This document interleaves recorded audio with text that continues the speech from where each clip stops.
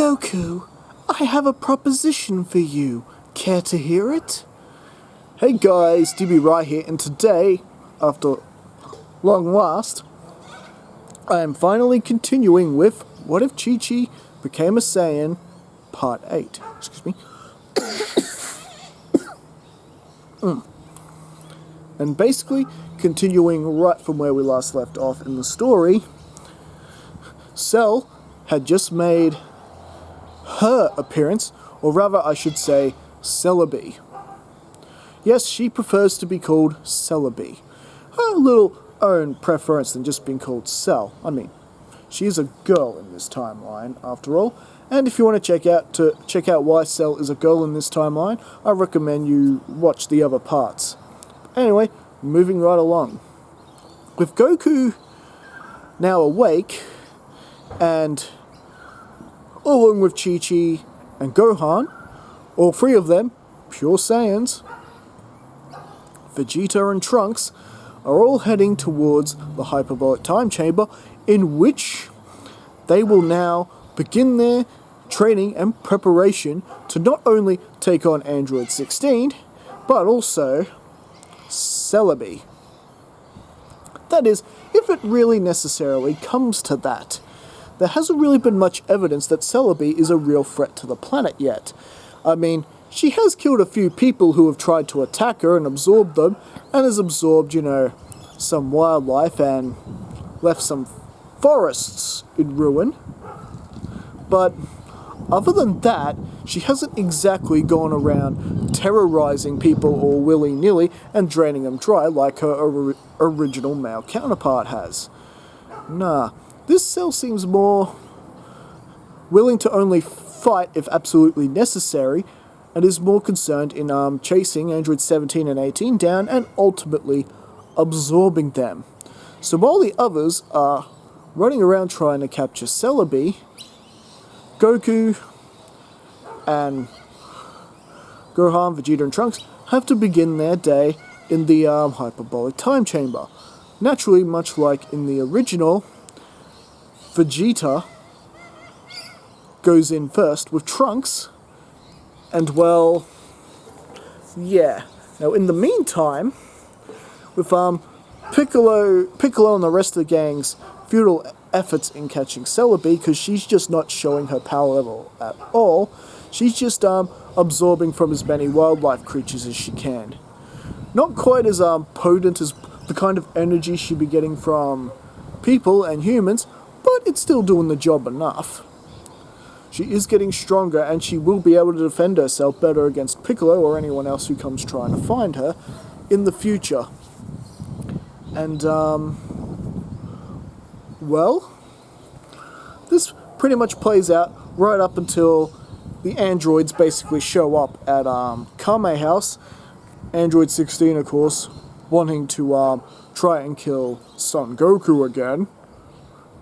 And, well, pretty much Android 16, who's pretty much gotten along with 17 and 18, at least to this point in the story, he was actually quite happy to let 17 and 18 have their fun driving around, taking their time looking for Kakarot, even though 16 knew the whole time he's not actually there. Negative. Goku has been taken somewhere where we cannot reach him. And, well, you get the whole battle between Android 17 and Piccolo, much like in the original story, and of course, Krillin has been sent out to get the remote to shut down Android 18. And, well, just like in the original, 17 and Piccolo are fighting each other to mere exhaustion, which made 17 basically easy pickings for Celebi. And ultimately, she transforms into her semi-perfect form, her second form. Oh my, this is quite an increase of power, yet it's still not quite perfect, doesn't quite feel like me. I certainly don't feel as beautiful in this skin yet. And, well, Piccolo does try to fight her, and well, luckily that Celebi was in a good mood after absorbing 17. She essentially wounds Piccolo enough that he's down and out for the fight, but she hasn't, killed him or anything like that yet. It's like, this is your second warning, Namekian. Next time, well, let's just say, don't get a third strike. And, well, pretty much immediately, she sees 18 standing there with a wounded Android 16. Oh, hello, sister. Don't think I forgot about you. You'll be joining me next. The hell I will. And 18 tries to have a bit of a battle with Celebi, but ultimately Celebi's throwing her around like a rag doll, and it's to the point where it would seem that Celebi's going to absorb Android 18, but luckily Tien Shinhan shows up like he does in the original, essentially pitting her down with senseless, numerous amounts of tri-beams, just like in the original. This gives Android 16 and 18 enough time to get up and make a bit of a getaway. And well, Tien basically passes out, and Celebi just sort of stands over Tien. You were so much weaker than me, yet you had the guts to stand up to me. I gotta say, I kind of admire that. And well, she actually does Tien Shinhan a little bit of a kindness. Just giving him a little bit of his energy that Tien Shinhan will not kill over from the excessive use of the tri-beam. He's still knocked out and won't be getting up anytime soon, but at least he's going to survive. So you see, Celebi's actually quite merciful. She's not really at all like her original counterpart. And well, now that she's got her second stage, she might not really need to feel the need of eating and drinking people and animals with her tail anymore. Then again, that remains to be seen. And well, with Celebi basically looking through the islands endlessly and yelling out, much like she does much like her male counterpart does in the original, 18! Come out here now and become part of me, just like the good doctor always wanted! I would rather not have to destroy these islands, but I will if I absolutely have to! Now, with Android 16 thinking, you know how in the original, Android 16 thought that the original Cell was bluffing, but then he did start destroying the islands and killing a bunch of people? But rest assure you, this version of Cell is indeed bluffing. She doesn't want to kill unnecessarily. And she doesn't want to do it in order to catch 18 as well. She's hoping she can just convince Android 18 to join her. After all, they are siblings in a way. And well, with Vegeta and Trunks now out towards the chamber, they pretty much make their way over to challenge Celebi. And needless to say, Celebi's not having any luck convincing 18 to come out at all. And she actually is considering leveling one of the islands to prove that she's not bluffing.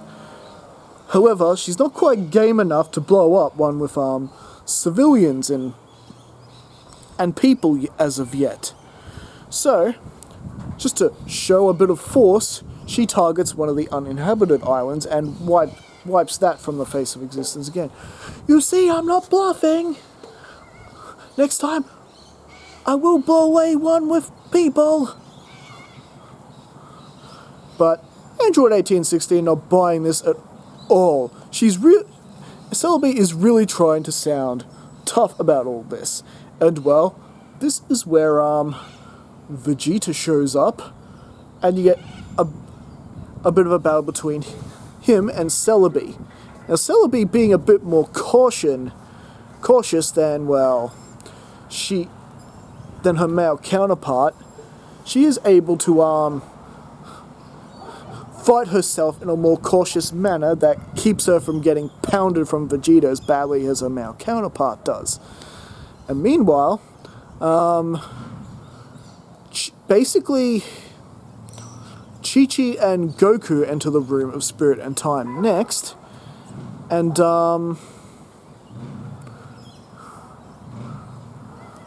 yeah, oh, I forgot something. Goku did sense what was happening to Piccolo and Tien, so he did, of course, rescue them just like in the original and had Dende healing them. I'm sorry, guys, that I forgot that part. My bad. Anyway, so going back to where we were, and basically it would be decided that Piccolo would go in with Gohan. So, Chi-Chi and Goku are really, tearing it up in there.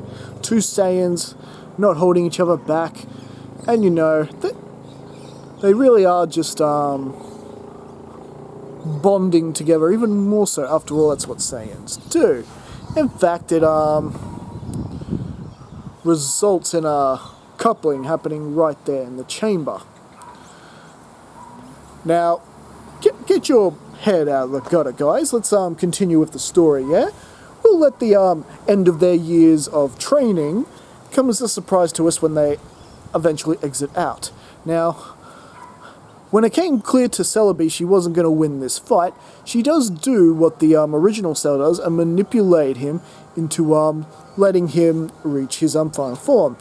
Trunks is not wanting any part of this and basically decides to charge her, but of course that just ends up pitting father and son against each other, and Celebi, by luck, does manage to spot Android 18, while Krillin is slowly approaching her with the remote to turn her off, ultimately smashing it like he does in the original, and Krillin warning Android 18 to get away. Ultimately, she's not. It's already too late. Celebi has spotted her, and she is charging in for the kill and to absorb Android 18. Krillin and all that are doing their best to keep away from her, but ultimately with Vegeta siding with Cell and wanting Celebi to reach her full power, it goes down pretty much the same way it does in the original, and well, we now get Perfect Celebi. Now that's more like it. Excuse me a minute. And she checks out her reflection in the ocean. My, I'm an absolute hottie. I can't believe it. Hey Trunks, what do you think? Giving him a bit of a wink, and future Trunks is like blushing. He's like, get a hold of yourself, Trunks. That's the enemy. And well, Vegeta's like, forget it, Trunks. I'm going at her first. Whoa, you boys fighting over little old me? Okay, Vegeta, if you really want to go first, I'm happy to oblige. And well, you get a fight with Perfect Celebi and Vegeta, and it pretty much goes the same way it does for him in the original. And basically,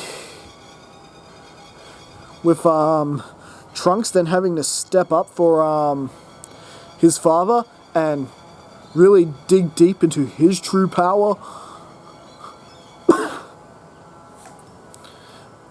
Perfect Celebi is really enjoying herself. Is like, don't rush this, Trunks. Let's enjoy ourselves.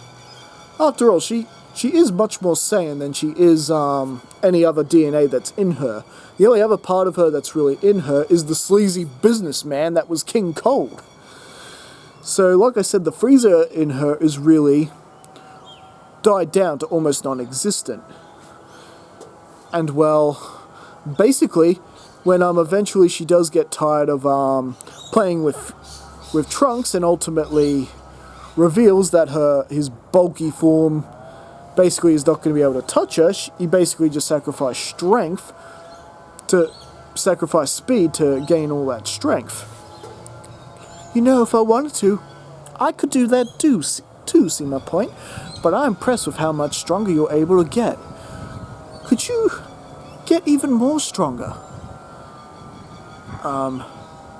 Yes. I could. Not that it matters now I failed. Oh, don't sell yourself short.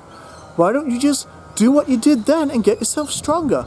Then you all can come back and face me in my Cell games. What? The tournament will begin in 10 days. I'll trust, you know how to work a television set. Just, keep an eye out for my word. And with that, Celebi flies off, and, Goku and Chi-Chi then emerge from the chamber. They're not only stronger, but Chi-Chi actually has a baby in hand. Remember, that whole day you're in the chamber is 1 year in the hyperbolic time chamber.